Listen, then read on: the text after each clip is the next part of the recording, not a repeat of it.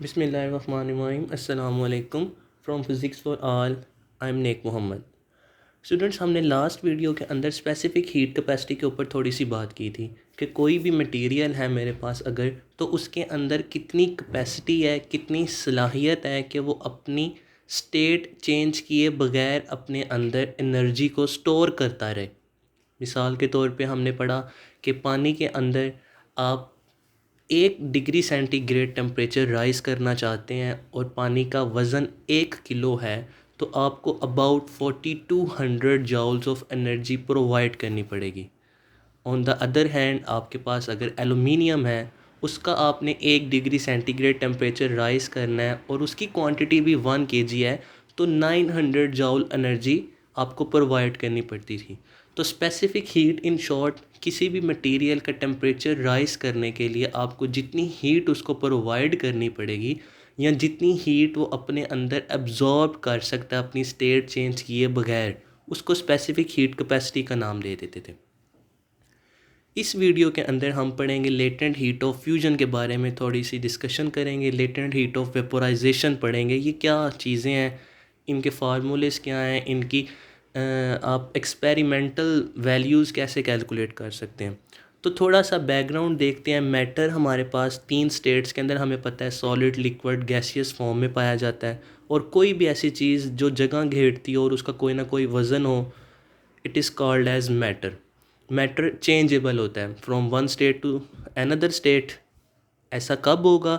जब मैं उसको थर्मल एनर्जी प्रोवाइड करूँगा। Thermal energy in the form of heat, अगर मैं उसको प्रोवाइड कर रहा हूँ या मैं उससे ले रहा हूँ।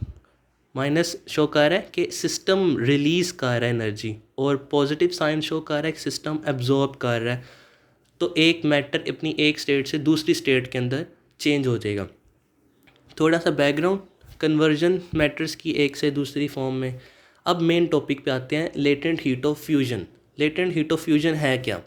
बेसिकली मेरे पास कोई भी material in the form of solid होगा और मैंने उसको हीट प्रोवाइड करके टोटली कन्वर्ट करना है लिक्विड्स के अंदर।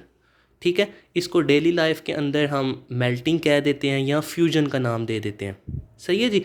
और जिस पॉइंट के ऊपर, जिस टेम्परेचर के ऊपर वो स्पेसिफिक सॉलिड कन्वर्ट हो रहा है लिक्विड के अंदर, उसको हम फ्यूजन पॉइंट का नाम दे देते हैं। समझ आई? इसी बात को हम आगे ग्राफ से भी समझते हैं, लेकिन फ़िलहाल हम देखते हैं कि जिस तरह सॉलिड से लिक्विड पे आ रही थी चीज़ जिस टेम्परेचर के ऊपर, उसको हम मेल्टिंग पॉइंट या फ्रीजिंग पॉइंट का नाम दे देते हैं या फ्यूजन पॉइंट का। इसके अगर हम ऑपोजिट चलते हैं, तो कोई भी चीज़ जिस पॉइंट के ऊपर लिक्विड से सॉलिड के अंदर जा रही है, उस प्रोसेस को हम कंडेंसेशन का नाम दे देते हैं या फ्रीजिंग का नाम दे देते हैं।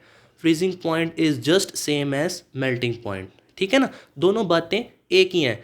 या आप सॉलिड से लिक्विड पे चले जाएं या लिक्विड से सॉलिड पे चले जाएं, ये दोनों चीज़ें, दोनों कन्वर्जन्स एक स्पेसिफिक टेम्परेचर के ऊपर होंगी, एक स्पेसिफिक पॉइंट के ऊपर होंगी। या आप उसको फ्रीजिंग पॉइंट कह लें या आप उसको मेल्टिंग पॉइंट कह लें। स्टूडेंट्स, मेरे पास एक बर्फ़ का पीस है। लेट्स सपोज मैंने एक फ्रिज से निकाला और उसको मैंने एक रूम टेम्परेचर पे अपने पास रख लिया। तो आइस थी, फ्रीज़र से निकाल के मैंने उसको वार्म रूम में, रूम टेम्परेचर में रखा, तो क्या होगा? जो फ्रीज़र से निकली हुई बर्फ़ होगी वो अपनी सराउंडिंग से थर्मल एनर्जी को एब्जॉर्ब करेगी। ऑब्वियसली सराउंडिंग का टेम्परेचर ज़्यादा है और बर्फ़ का टेम्परेचर कम है, तो इक्विलिब्रियम अटेन करने के लिए, थर्मल इक्विलिब्रियम अटेन करने के लिए बर्फ़ एब्जॉर्ब करेगी हीट को। ठीक है, तो ये आप एक थोड़ा सा ग्राफ से समझें कि बर्फ़ सॉलिड फॉर्म में तकरीबन -20 डिग्री सेंटीग्रेड्स के ऊपर पड़ी हुई थी। वाई एक्सिस पे मैंने टेम्परेचर लिया हुआ है, एक्स एक्सिस पे मेरे पास टाइम है। चूँकि टाइम इज़ इंडिपेंडेंट क्वांटिटी, तो इसीलिए हम हमेशा इंडिपेंडेंट चीज़ों को एक्स एक्सिस पे लेते हैं। तो -20 से सॉलिड स्टेट में थी, ज़ीरो तक सॉलिड ही रहेगी। लेकिन ज़ीरो एक ऐसा टेम्परेचर होगा पॉइंट ए के ऊपर, क्योंकि देखें टाइम भी इंक्रीज़ कर रहा है और टेम्परेचर भी इंक्रीज़ कर रहा है, तो ए पॉइंट के ऊपर जाके ये मेल्ट करना शुरू कर देगी। इसका मज़ीद टेम्परेचर नहीं बढ़ेगा, थोड़ा सा पानी हो जाएगा, थोड़ी सी बर्फ़, थोड़ा सा पानी, थोड़ी सी बर्फ़, थोड़ा सा पानी, थोड़ी सी बर्फ़, हत्ता कि बी पॉइंट तक ये पहुंच जाएगी। टाइम इंक्रीज़ कर रहा है लेकिन आप देखें टेम्परेचर कांस्टेंट है। बी पॉइंट तक ये सारी की सारी कन्वर्ट हो जाएगी लिक्विड्स के अंदर, ठीक है, सारी की सारी लिक्विड के अंदर कन्वर्ट हो जाएगी। यहाँ पे ये सॉलिड थी, इस पॉइंट के ऊपर कुछ सॉलिड होगी कुछ लिक्विड, इस पॉइंट के ऊपर कुछ सॉलिड कुछ लिक्विड, इस पॉइंट के ऊपर बी के ऊपर it will all convert into liquid state. तो ए से बी तक जो एनर्जी एब्जॉर्ब करेगी बर्फ़ अपने आप को मुकम्मल मेल्ट करवाने के लिए, उसी एनर्जी को हम नाम देंगे लेटेंट हीट ऑफ फ्यूजन का। ठीक है जी। देखें graph A to B, ice goes on absorbing energy but its temperature does not change. इतने पार्ट के अंदर ये एनर्जी एब्जॉर्ब कर रही है बर्फ़ सराउंडिंग से, लेकिन इसका टेम्परेचर 0 डिग्री सेंटीग्रेड से ज़्यादा नहीं हो रहा। तो जितनी एनर्जी वो एब्जॉर्ब करेगा ए से बी तक ख़ुद को सॉलिड से मुकम्मल तौर पर लिक्विड में तब्दील करने के लिए, उस एनर्जी को हम लेटेंट हीट ऑफ फ्यूजन कहेंगे। ठीक है, समझ आ गई। If B to A then same amount of energy release again. अगर यहाँ से यहाँ तक एनर्जी रिलीज़ हो रही थी तो एब्जॉर्ब हो रही थी, तो बी से ए मतलब टोटली लिक्विड से टोटली सॉलिड के अंदर जाने के लिए मुझे उतनी ही एनर्जी रिलीज़ करनी पड़ेगी। पानी को अपने अंदर से पानी एनर्जी निकालेगा, मॉलिक्यूल्स की काइनेटिक एनर्जी कम हो जाएगी और वो वापस जम जाएंगे। ठीक है जी। Specific heat of latent heat of fusion for water is about 3300,000। मतलब क्या हुआ इस बात का कि मैं कह रहा हूँ पानी की latent heat of fusion 3300,000 joule पर केजी है। तो मतलब ये है कि आपने 1 किलो बर्फ़ ले लेनी है।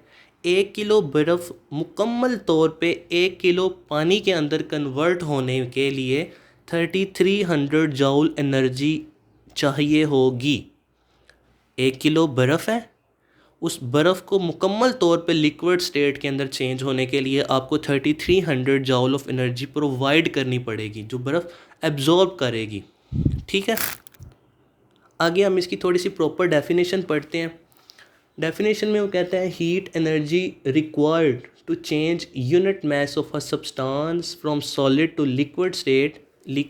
सॉलिड से लिक्विड स्टेट के अंदर एक स्पेसिफिक यूनिट मास को चेंज होने के लिए जितनी एनर्जी चाहिए एट इट्स मेल्टिंग पॉइंट, उसके मेल्टिंग पॉइंट के ऊपर, without change in its temperature, यहाँ तक कि उसका टेम्परेचर राइज ना हो। जैसे पानी का मेल्टिंग पॉइंट 0 डिग्री सेंटीग्रेड है, तो सॉलिड से लिक्विड स्टेट में चेंज होगी, लेकिन मुकम्मल तौर पे वो 0 डिग्री सेंटीग्रेड पे ही रहेगी जब तक वो मुकम्मल लिक्विड में चेंज ना हो जाए। इस called its latent heat of fusion. Latent heat of fusion को हम HF से रिप्रेजेंट करते हैं, डेल्टा QF/m इसका फार्मूला, और डेल्टा Q को इधर ही रहने देना है, M को दूसरी तरफ जाके मल्टीप्लाई कर देंगे तो ये एक फार्मूला सा आ जाएगा। ठीक है जी। अब ये सब बातें तो होगी थ्योरेटिकल। मैंने जिस तरह लास्ट पेज के ऊपर आपको बताया कि हमें इतनी एनर्जी चाहिए बर्फ़ को लिक्विड के अंदर कन्वर्ट करने के लिए, लेकिन इसका एविडेंस क्या है, एक्सपेरिमेंटली हम इस बात को किस तरह प्रूव कर सकते हैं।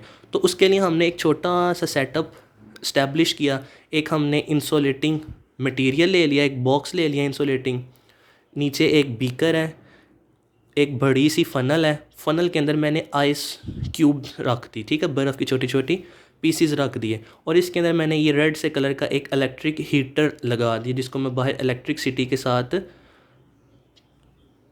ज्वाइन कर दूंगा, तो ये इलेक्ट्रिक हीटर गर्म होना शुरू हो जाएगा। ठीक है, funnel, electric heater, ice, beaker, that's all. करना क्या मैंने इस इलेक्ट्रिक हीटर को 100 वाट्स की इलेक्ट्रिसिटी पावर अप्लाई करनी है। पावर अप्लाई करूँगा कितनी देर के लिए? 300 सेकंड्स के लिए। दो काम मैंने किए, इलेक्ट्रिकल हीटर को 100 वाट्स की पावर दी इलेक्ट्रिसिटी के थ्रू, और 300 सेकंड्स के लिए मैंने इसको गर्म किया। तो हुआ क्या मेरे पास 0.10 kg ऑफ आइस मेल्ट्स, जो मेरे पास नीचे पानी मेल्ट करना शुरू कर देगा।